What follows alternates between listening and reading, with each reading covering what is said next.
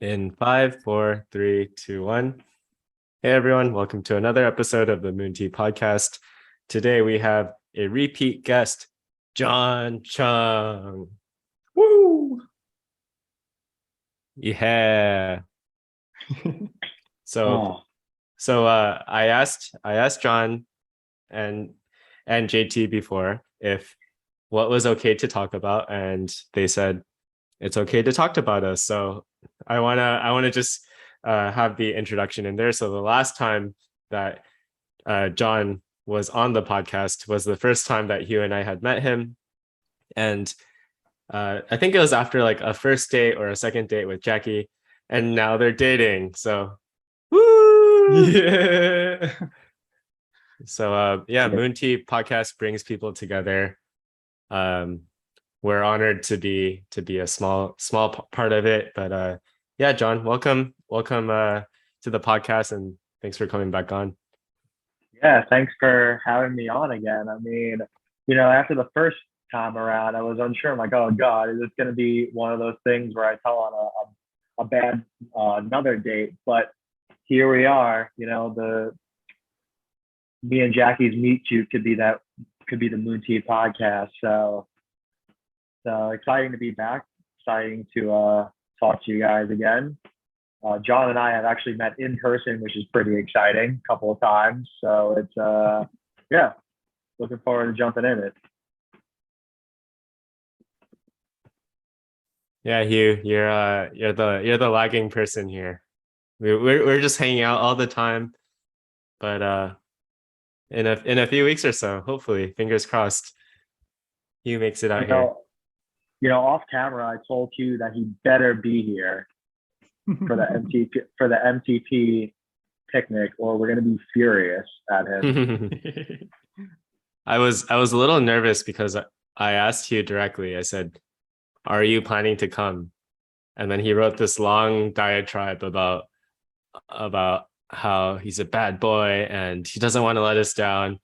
He never confirmed whether or not he was planning to come. So I I don't know how I feel about that, but Hugh, fingers crossed you make it out here. I think you would have a great time. The flight tickets are booked. The Moon Tea Podcast invites have been sent out. It's gonna happen. But John, this is your episode. Oh man. Do you want to catch people up on who you are again, what you're up to in life, your dreams and aspirations? And if you want to go on a 30-minute spiel about stoicism, then be our guest. No, we'll be a little less on that one. So for those that didn't listen to the first episode, my name is John Cheung. I am a certified public accountant, amateur Stoic philosopher, friend of the podcast, and lots going on in the past. I think it was like 5 months ago since I talked to you guys. So for starters, I have a new job, which is quite exciting. Congrats. I transitioned out of private equity, and I currently work for a larger European conglomerate, which is pretty exciting, pretty interesting, something very different. As mentioned before, I am happily in a relationship now, which is awesome to say the least. It's definitely something that's great. And curious to see. I mean, I see John semi-regularly, so I know what he's been up to. But Hugh, what have you been up to? What have I been up to? Let's see. I am learning more about how to not be a bad manager. Trying to keep people.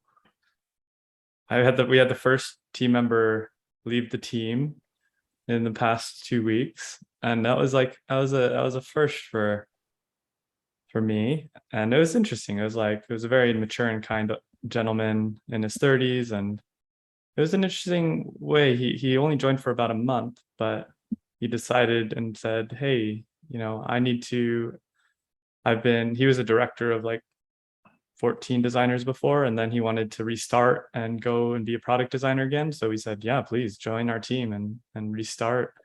And so he was there for a month, but I guess in that month, it just clicked for him that he didn't want to be a designer or in the design world anymore. And so he kind of said, it's not, you got to trust what he said. We asked him multiple times, but he said, I don't feel like this is for me right now. I need to go and head on my own track, doing nothing that's work related for a while, and go and try to find what it is that I need as my next step for my wife and I.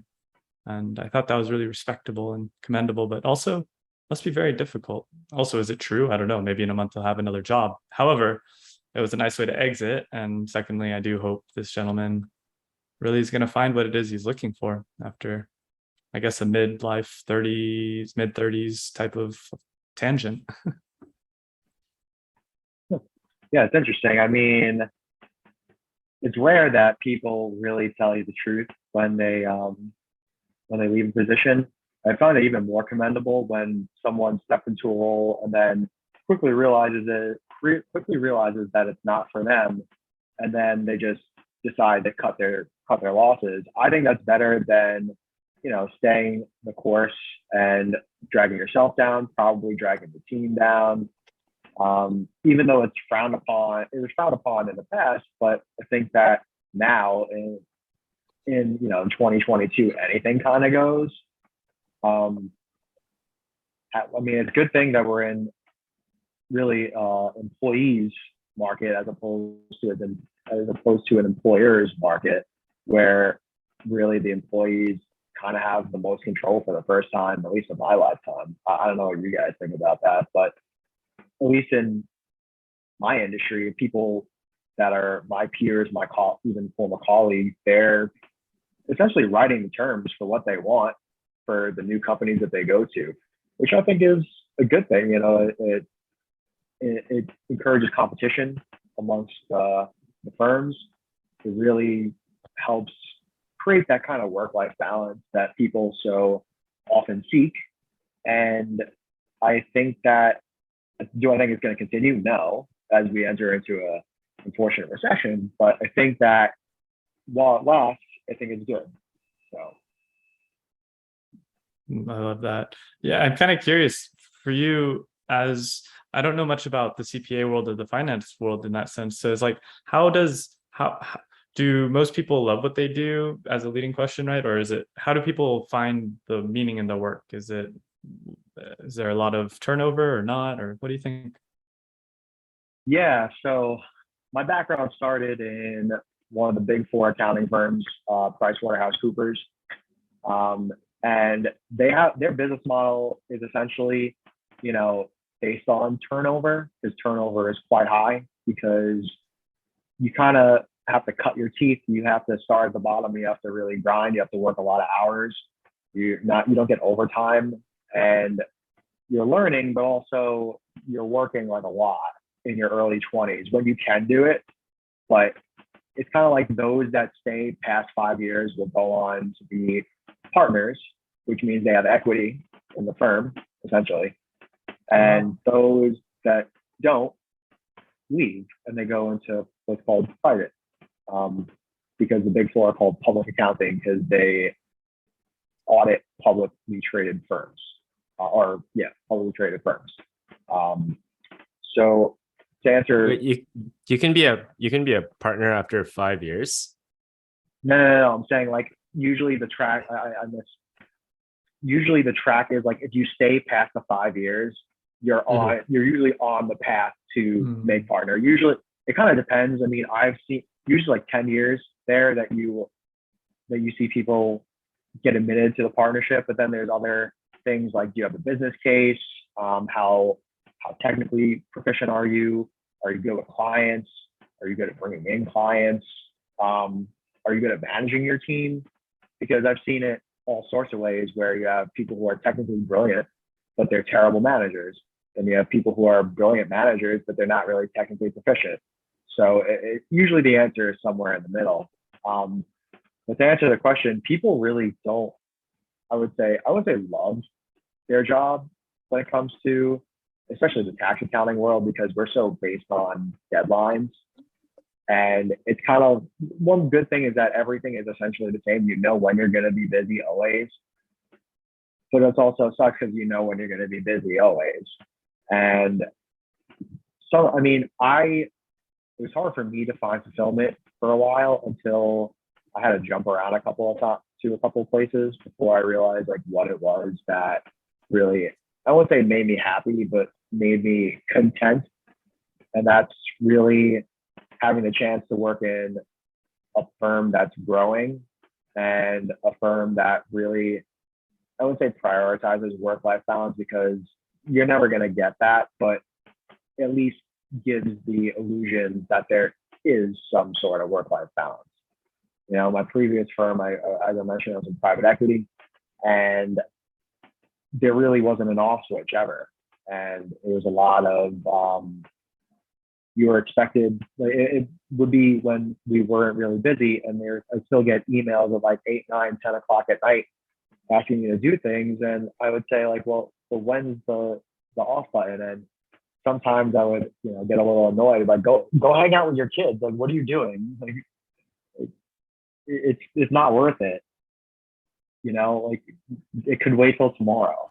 That's something that I've picked up in the past few years, is that if it could really, a lot of things can wait till tomorrow, and that no one ever goes on their deathbed and says, you know what, I wish I worked another hour. I wish I had another Zoom meeting, or I wish I, did another tax return, but I'm happy to have found that.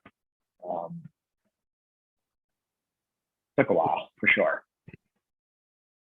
Yeah, I mean, you're also I mean, it's definitely the case that if you're at the big four, just starting out, like, you grind your teeth, and then it opens doors, and then you kind of like take your chips to the next table, and then you do it a few more times. You get a raise, hopefully a raise every time, and you have more responsibilities, you have more control over the work that you do. And yeah, and then you get to like kind of carve your path and like figure out what's interesting to you. So yeah, seems like you're on a good path. Yeah, it's one thing I do like about the job is that there's always room to learn. The Internal Revenue Code is so voluminous and so inherently complex that there's always something that you can learn. There's always something that you're not going to know. Like, no one knows the Internal Revenue Code inside and out. The IRS doesn't know the Internal Revenue Code inside and out. There's always room for interpretation. There's a lot of gray area. And you could say fortunately or unfortunately, because it's created a lot more work, but we've had major changes in the code multiple times since I started my career. And people who started pre-2017 never had major overhaul to the code, because it was the tax reform, I don't remember the original act. It was the Tax Act of 1986, signed in by the Reagan administration. And that was the tax code for 30 years. And then, Donald Trump is elected, and he decides to have a pretty major overhaul of the code. And then a couple of years later, Joe Biden is elected, and then he decides that he wants a major overhaul of the code. And granted, there wasn't the major overhaul that Joe Biden wanted, but it's still pretty substantial. I mean, I'm sure you saw in the news that they passed the Senate passed, I guess, essentially a tax and spend bill, where they have some more revenue raisers without raising taxes on those making less than $400,000 a year, to make corporations pay their fair share, as they say. I think there's a lot wrong with it, but that's a discussion for a different day. Like today? Yeah, that's what I meant. Yeah, I mean, like, not to go like super into it, but one thing that I think is like almost criminal is, I'm sure you two have heard about the concept of carried interest in the news, or maybe even understand the concept of carried interest. But for the listeners, at a very high level, what carried interest is that when it's usually for hedge funds and private equity. So when a fund manager is managing a fund and they have what's called a hurdle rate. So let's say the hurdle rate is 10%. That's how much you have to return. Anything over that is essentially a capital gain. And that's called carried interest because it goes to the fund manager. So the fund manager gets a gigantic waterfall. And what's interesting about that is that payment, which is referred to as, it could be referred to as promote, GP carry, carried interest, all interchangeable. What happens is that if it's held for more than 3 years, that's taxed at capital gains rates. When realistically, it should be taxed at ordinary rates, because in your ordinary course of doing your job, you are managing money. So instead of the 37% top rate that you're getting hit at, you're getting hit at 20% if you hold it for 3 years, which I think is criminal. I think that's, number one, conceptually incorrect. Number two, really, like, that's really showing that, wow, it's kind of rigged in favor of the upper class. And you see even people on Wall Street saying that this is criminal, like this is a joke. There's no conceptually good reason why it exists, other than the fact that private equity has a strong lobbying arm and has the ability to lobby. I mean, the provision actually was supposed to go into the latest bill that was passed, but at the last second, the private equity industry strong-armed your senator, Hugh, Kristen Sinema, everyone's favorite senator from Arizona, and she demanded that any provision, any change to carried interest get dropped, and it got dropped, which I think is a little ridiculous. You know, you can't claim to be fighting for the lower class and the middle class while still upholding that tax rate or that tax rule. Granted, they were saying that the change would have only raised like $14 billion, but it's on principle at that point. Like, there's no reason for that. Yeah, that's a very high level description of carried interest and, you know, the implications of it. Definitely a hot topic. It's been a hot topic for like 30 years.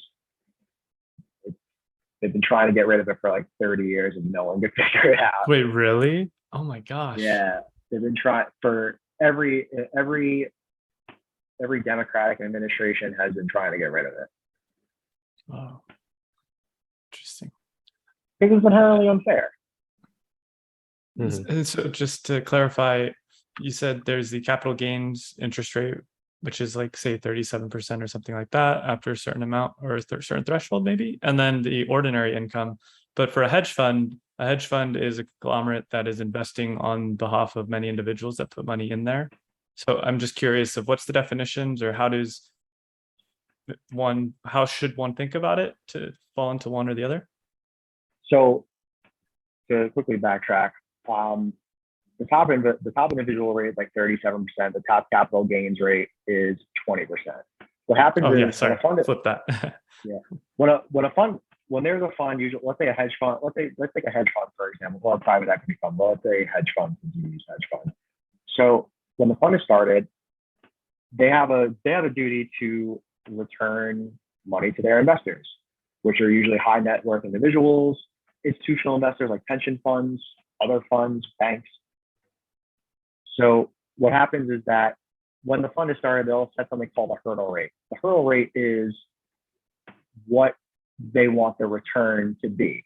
So like once the total return gets to 10%, any amount after that gets paid to, it depends also on the partnership agreement, but it gets paid out to the fund manager, because the fund manager is a partner in the fund as well.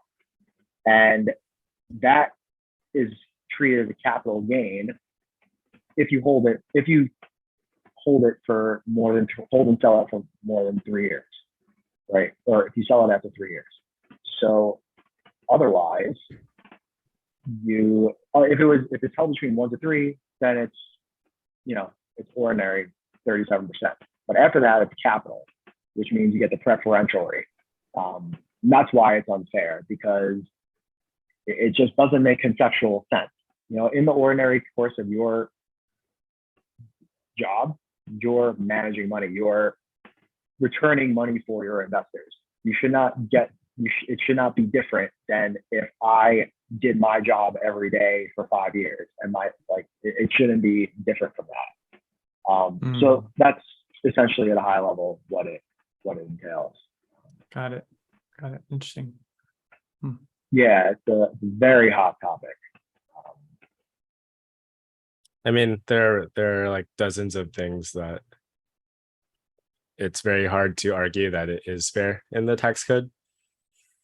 You could argue that the system of taxation is not fair anyway, because it used to be it's still a progressive taxation system, which means as you go up the income brackets, you pay more. The most fair way is a flat tax, but that's impossible to implement because there's no way that they would ever pass it, because too many people have interest against it.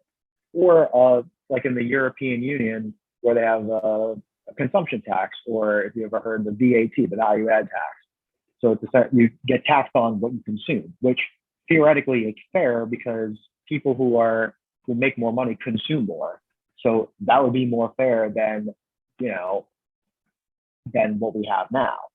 And another hot topic that's been going around is it's been thrown around for years, where people want to have a wealth tax, but it's so impossible to implement. Like, I know Bernie Sanders throws around quite a bit, where you'll see maybe once a month in the news he proposes an act like the Tax Billionaires Act, and he wants any billionaire who made over X amount of profit during the pandemic to pay like 90% of tax or something ridiculous like that. But it also doesn't make conceptual sense, because if you're instituting a wealth tax, how do you have someone value their assets? Because most of people's wealth is not tied up in cash. Elon Musk can't run over to Chase and withdraw, I don't know, $100 billion from the bank like the Joker from Batman. Most of these guys' wealth is tied up in their stock, at least CEOs. So it's not liquid. So you would have to sell your stock, which would in effect crash the economy. So there's no way. It's just not. It's not really efficient. And also, who's the official appraiser of all these assets, right?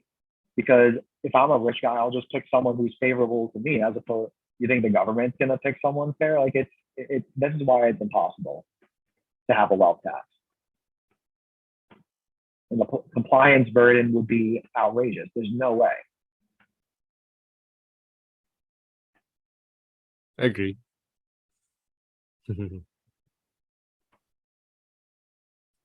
Yeah, I see Hugh looking pensively over there. It's amazing. Yeah, no, it's just, yeah, I haven't learned the most detailed amount on the VAT or the value added tax and consumption taxes. I'd be kind of curious to hear a bit more of like, how would those work as just a possible idea? It's like an idea of what alternative could be compared to the progressive tax. But before we ask that, I'm curious. So you're saying a flat rate would be more fair than a progressive tax rate if you are going up in the income brackets, right? And so people even under the poverty line should be taxed at a flat rate to the same as other people, do you think?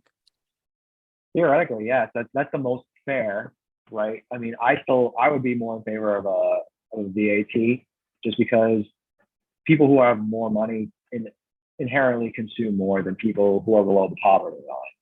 But the reason that you see in the news that all these rich people, like the billionaires, don't pay, the same amount, the same rate as, your ordinary Joe Schmo like me, is because most of their income isn't from a salary. They don't get like, yeah, they don't get like $50 billion a year, or they won't get paid out, $100 million a year in salary. That's a lot of their income is capital gains, number one, if they sell, or dividends. Dividends gets treated at a very preferential rate too. So Oh, I thought it was counted as income. what? Dividends? Dividends? Yeah, no, it is, but dividends are taxed at a lower rate than ordinary income, right? Oh, So, and also interest income. So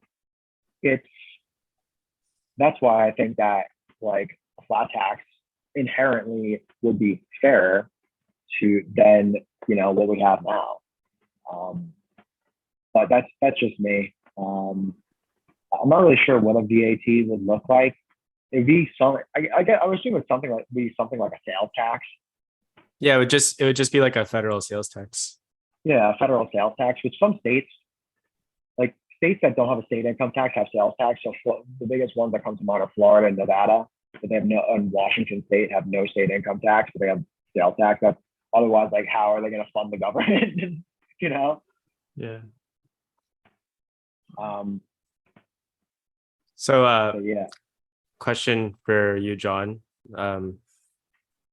Given our kind of insane budget deficit, given that at this rate it doesn't look like we're gonna be fiscally responsible anytime soon.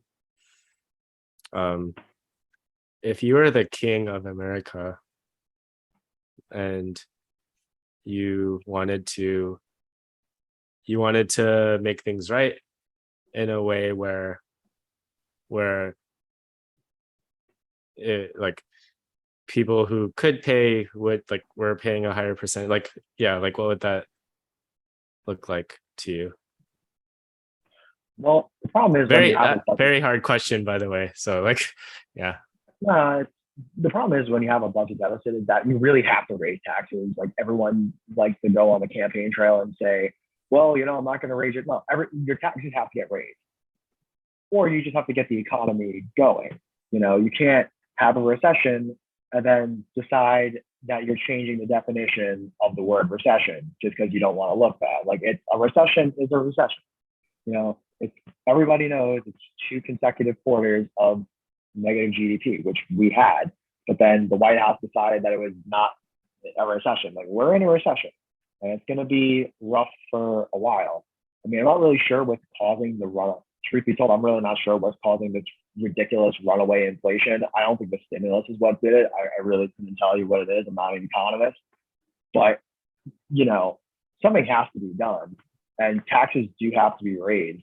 But the problem is it becomes a slippery slope, because if you raise taxes now, they're not going to decrease them. They're going to just say, oh, well, we're going to have to raise them again. No, it's very rare, unless you have a Republican administration, that taxes get lowered across the board, which, it becomes a slippery slope. So to answer your question, I'm not really sure of it. You're going to have to raise taxes, but I'm not really sure like what the solution would be. We just happen to be off that gravy train where credit was cheap. Because credit is not cheap anymore, everything becomes more expensive for everyone. I mean, when they're thinking of raising the interest rates again, like 100 basis points, that's absurd. Just to tame inflation, but still, it's absurd. Everything becomes inherently more expensive then. So I don't really know what to do other than, clearly the administration, it might not be fair, but the administration, in my opinion, doesn't know what they're doing. And I don't know. I don't know what the solution is. I just know that it's hurting a lot of people, and it's going to hurt some more.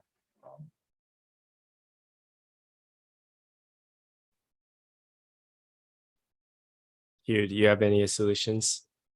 Nope. Do not. I'm too new to learning this whole subject, so I'm kind of like listening as a student. and I just want to learn more from John. You're the one that knows way more about finances than I do, John, to be honest. Both John Kim, and then you've got John Chung. But John Chung knows more than all of us. But then you've got John too. So yeah, I don't actually know enough. Don't sell yourself short. Yeah, but I mean, what would other John do? What's your if I were king solution? I think I would start by, like, if you look at, so you either have to raise taxes or lower spending. So I would look at spending, and if you look proportionally at what we spend things on, a big chunk of it goes towards war and kind of like international efforts. And I think I would start with making that more transparent, because yeah, somehow we can, like, our legislators will like vote for things, and then you know that it happens, but then when it comes to war, somehow it's not really something that people are aware of. And so I suspect that if we were fiscally responsible, we would have a smaller presence abroad. I know there are a lot of people who are like, I love America, USA, like they like that the US like has this like red, white, and blue power around the world. But I suspect that in general people would rather pay less taxes than to like continue to do that. So that would be a starting point. The next thing I would do, yeah. No, that's fair. Sorry, continue. The next thing I would do would be to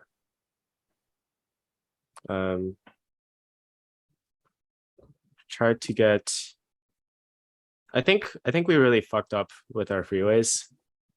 Just like, who was it? Nixon in like the 1960s.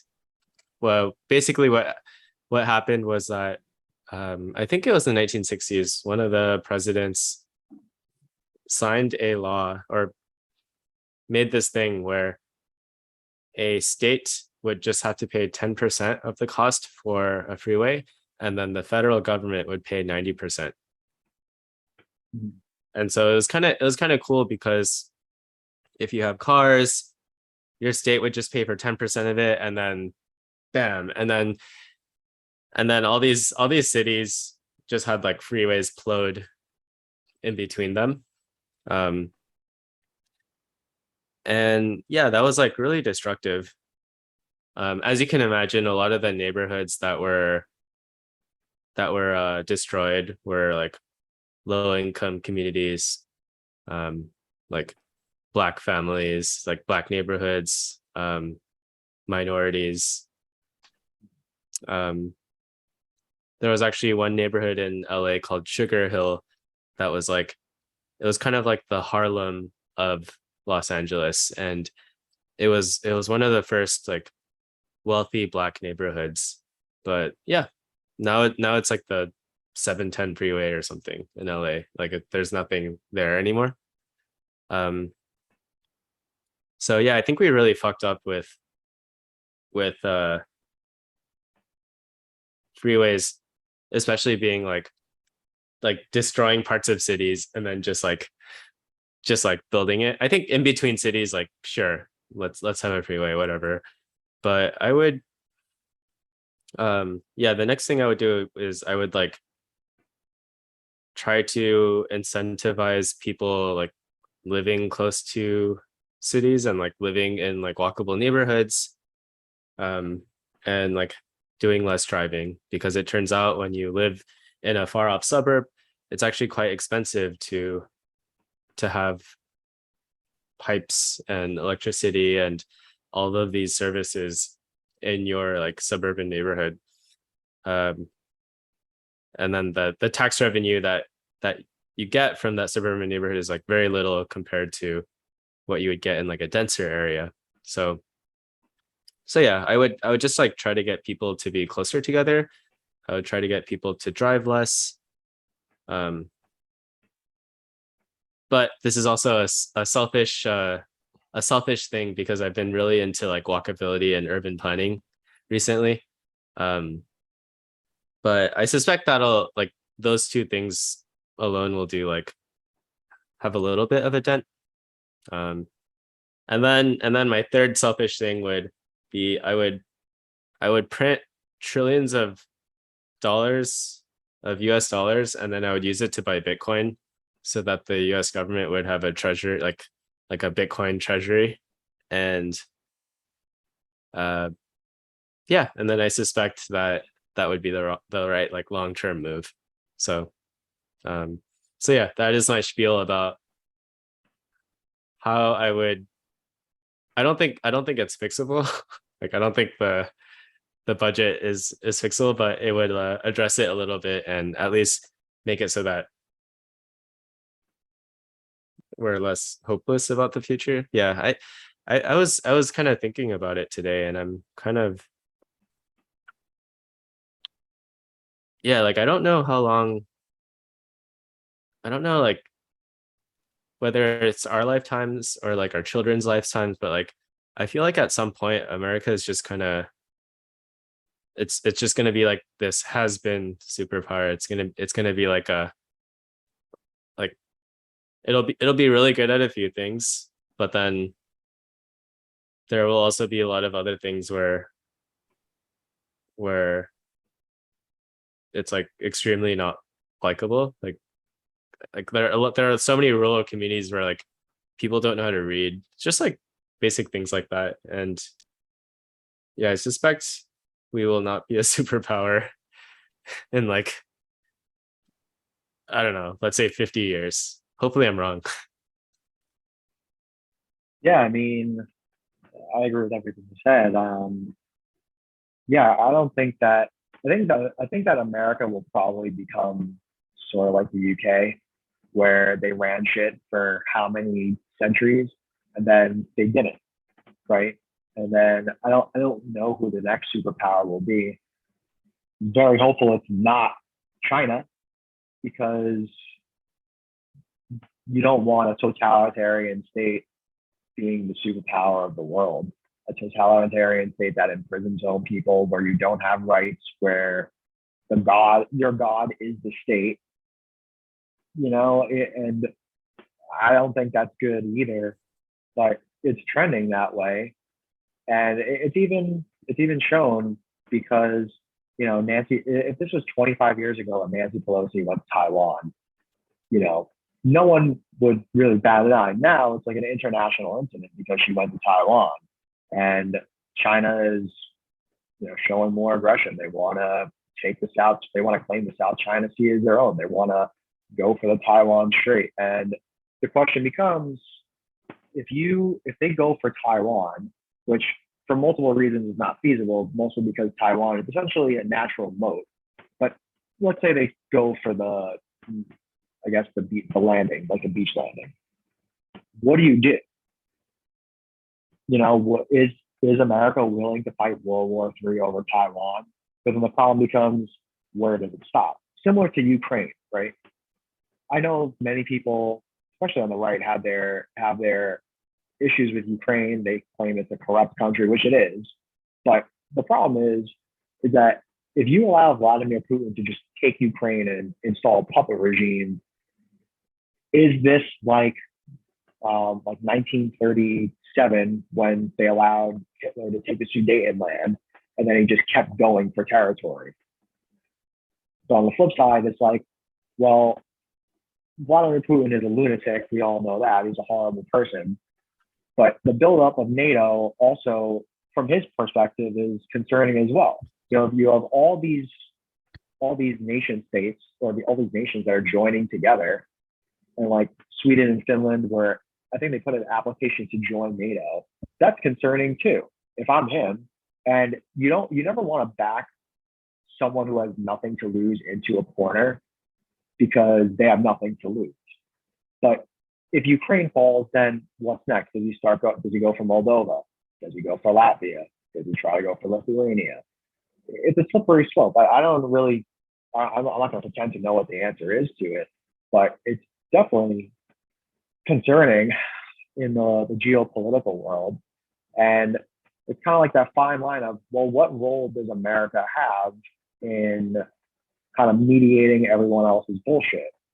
Because we don't want to be the world's police, and the people don't want us to be the world's police. But when there's an issue, the first person they call is America. And that it can't be like that too. I mean, Donald Trump was wrong about many, many things, but what he wasn't wrong about was that why are the NATO nations not contributing as much of their GDP to defense? Why are we paying for it? And it's interesting because most Republicans historically have been war hawks, and he really wasn't a war hawk. He was an isolationist, and he had the America First principle, which is a very nationalist and very populist point of view, which to an extent, some things I agree with, some things I don't, because you can't just box yourself in. We're too global at this point to box ourselves in, but it also becomes like, how much of it is our issue, right? And why are we getting involved in other people, so many other countries' affairs, especially countries that hate us? Why are we, that was a big thing for him. It's like, why are we going into countries that hate us? Why are we helping? And, you know, when you see what New York and Los Angeles look like in terms of the homeless problem, and then you see how many trillions of dollars were spent in Afghanistan, it's enraging. You know, there's so many people who are suffering who are our own people, but then we went to go fight a war that no one won overseas. They knocked the Taliban out in 2001, and the Taliban is back. It really was. It was pointless. It was the second Vietnam.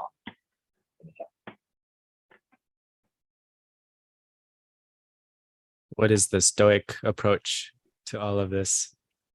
The Stoic approach is to really be measured. I mean, the problem is that, yeah, Marcus Aurelius is the most famous Stoic, but Marcus Aurelius was also an emperor. Marcus Aurelius was also, he had an empire. He was a conqueror. They fought wars. They took countries, so to speak. You know, so it was a different time then, but I would think that you have to take a measured approach to this, and you can't just go willy-nilly spending all this money and pretend it doesn't exist. I think that's a major issue with progressivism, is that my biggest issue with progressivism is that it's not really practical. It's not pragmatic. It's all what I wish could happen. Well, I wish we could eradicate homelessness too, but it's not going to happen. You know, I wish we could have clean energy for everything and have that Green New Deal, but it can't be something where if you were to confiscate the collective wealth of every billionaire in the United States, that it wouldn't pay for 1 year of the Green New Deal. That's a big problem I have with progressivism, is that it's not logical. It's all just, if you remember when you were a kid and they're like, all right, if you could wave a magic wand and it was a utopia, what would you do? That's what I think that progressivism is. And I think that it's a problem. You know, you have to be practical. This is not a monarchy. You can't just rule by fiat. You're not a king. You have to compromise. There is an opposition party, and there always will be an opposition party. So. You're amazing, John. I love this. This is, yeah, not only am I a Stoic and tax expert, apparently I'm an expert in world events too. I don't know.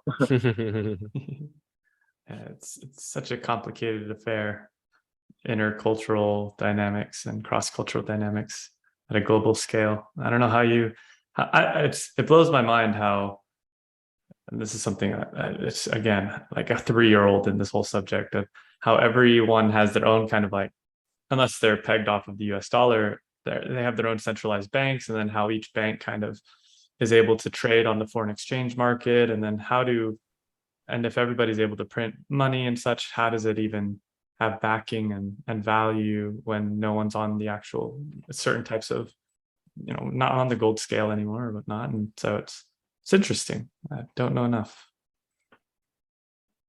Yeah, it is interesting, and I think it's even wilder, at least in this circumstance, that the euro is at parity, which was never supposed to happen. That's crazy. Yeah. And yeah, I mean, I don't know.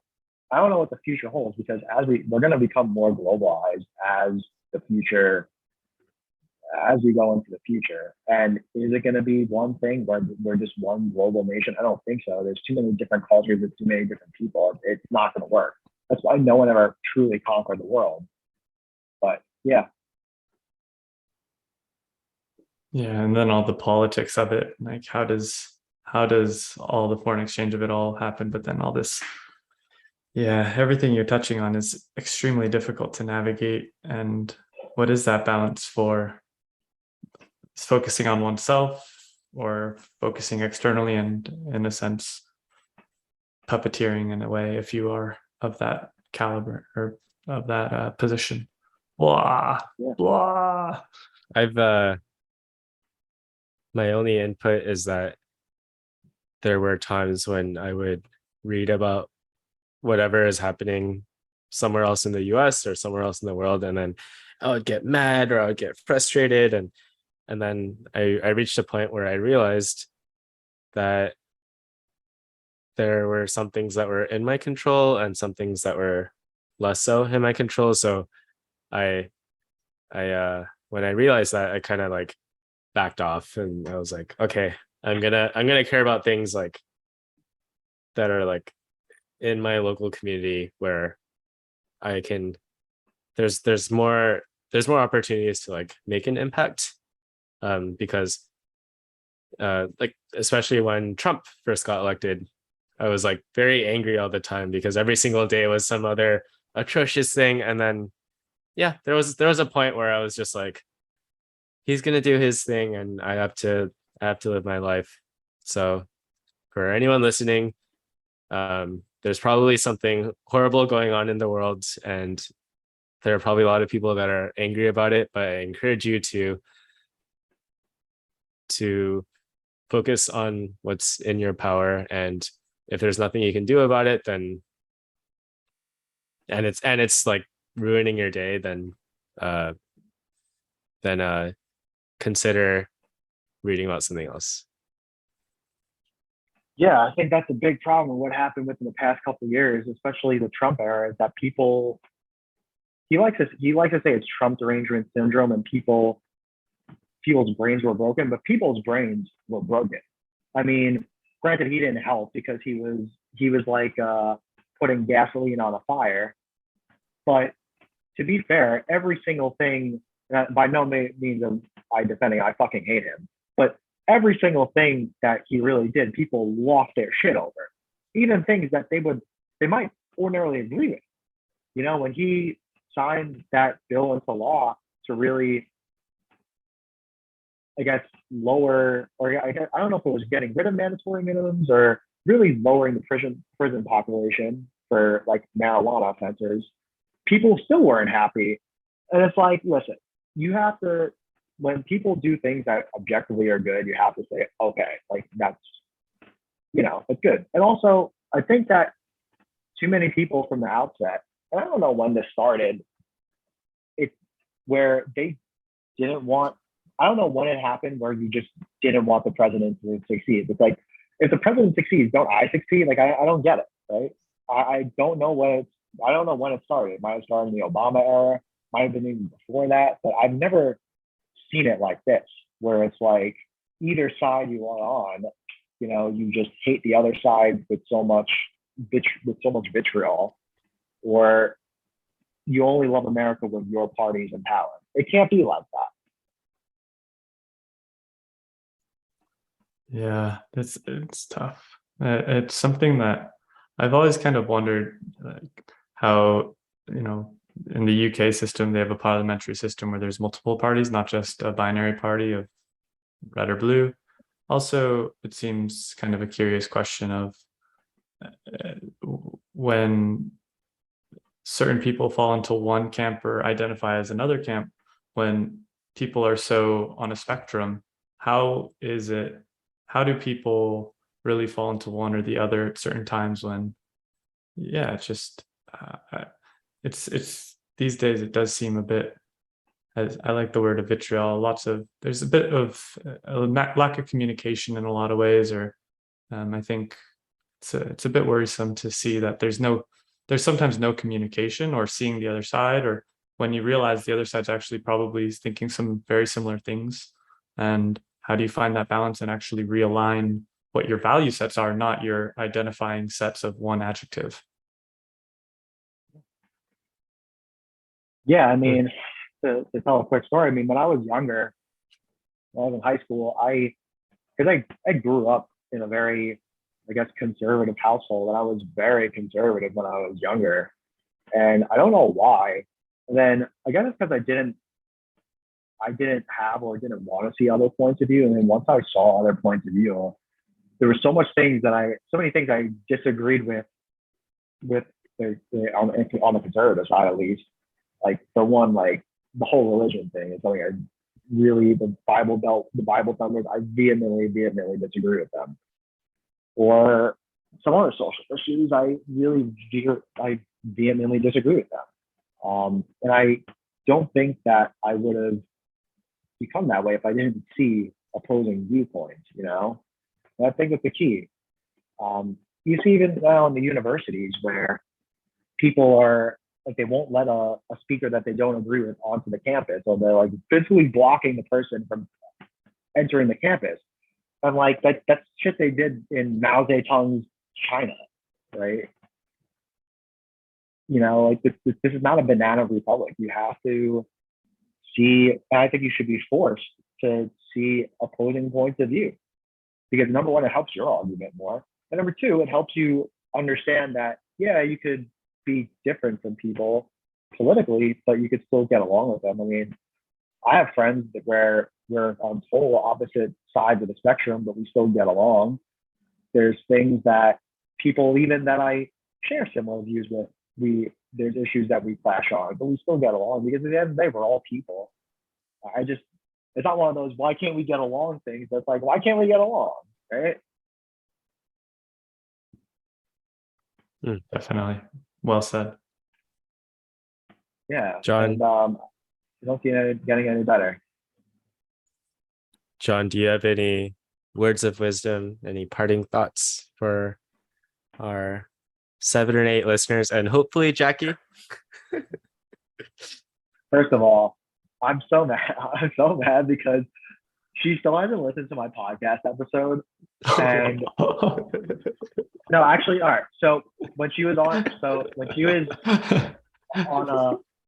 flight back, she's like, "Yeah, I was trying to listen to your podcast episode, and then I fell asleep." But I said, "Wow, I'm really just that boring, aren't I?"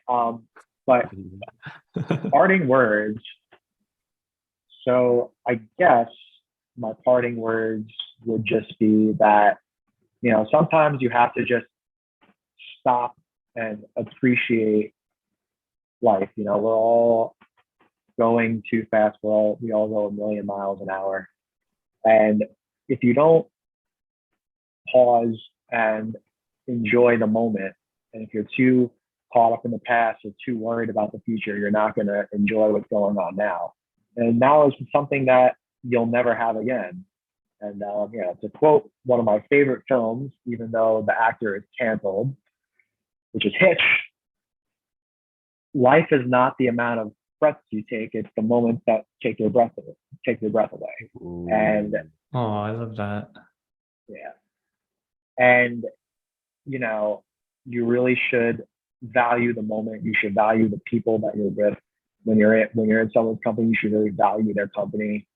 When you're out with your buddies, you should value their company, because you never know when's the last time that you're all going to hang out. So that's my my diatribe on that. But yeah, really, thanks for having me on again. It's always a blast.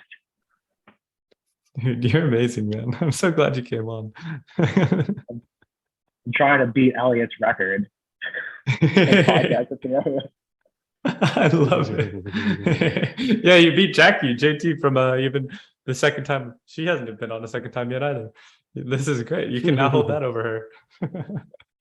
When she comes, if we talk to her later, I'll tell her that.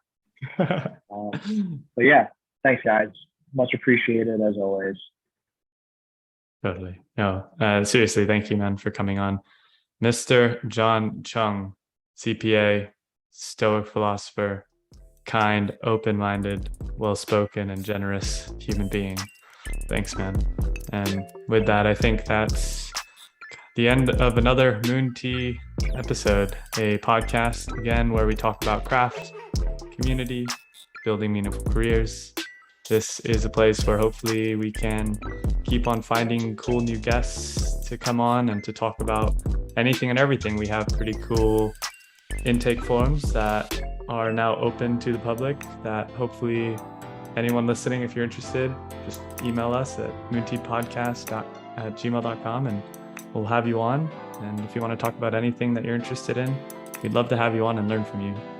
So with that, best wishes, and until next time, see ya.